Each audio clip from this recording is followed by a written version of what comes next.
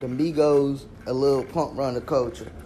And if you feel some type of way, suck my dick. The Migos and Lil Pump run the culture. And if you feel some type of way, suck my dick. Check it out now. What? Now, a Lil Pump, okay, Dr. Pump, okay, the guy who was the youngest graduate from Harvard Medical School is saying that him and the Migos, they run the culture, and if you feel any type of way, suck his goddamn penis. Now, I'm just here to break down the difference between mainstream culture and also, I want to call it Instagram, like, it's almost like a mumble rap culture. And I hate the word mumble rap even though I believe I created it.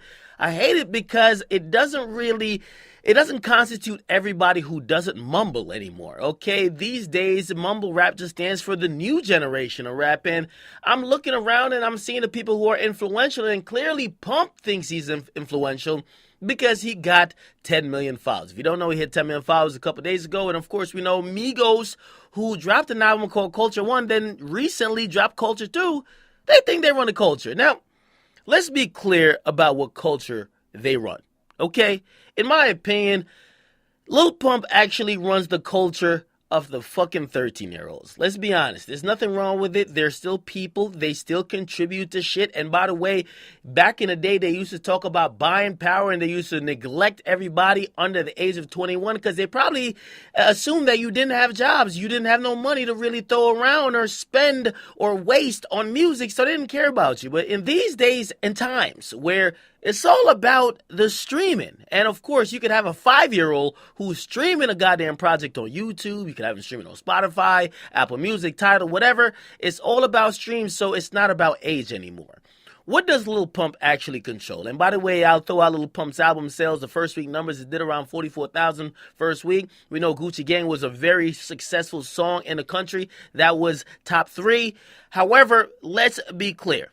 Lil Pump controls, and I would say, the 13-year-olds, okay? Doesn't mean that he's not influential.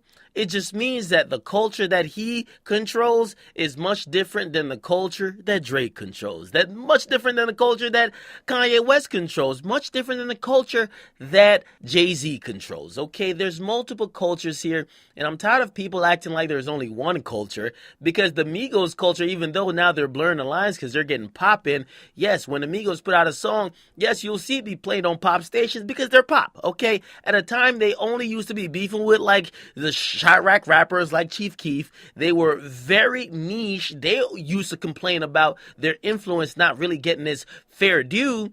But these days, the Migos are pretty mainstream, okay? They did like 200,000 the first week when they dropped their last project, and clearly people have that respect on their name. But I gotta just say to Pump, you got a long way to go. Okay, I will say this. I've always said about the new wave of rap, you could be a niche rapper and get turned into mainstream, because nowadays the niches, if you get big enough, is mainstream. By the way, I project X to do 150,000 records first week. That's mainstream numbers. But do I think he's appealing to the whole mainstream? No. He's appealing to his niche audience, and that's mainstream. Pump appeals to his niche audience, which is very big, and look at his Instagram follower. That's mainstream. The Migos, they're doing the crossover thing. Nowadays, you don't need a crossover to really appeal to the mainstream audience, but I do want to just say, Pump it, okay? Let's just pump the brakes, my nigga. You're not appealing to the same people as the Migos. You're not appealing to the same people as Drake. You're not running that culture. You're not running the culture that Jay-Z appeals to those people. You're not running the culture that motherfucking Kanye West is appealing to that people, okay? Or those people. You are operating and dominating your niche. You run your culture.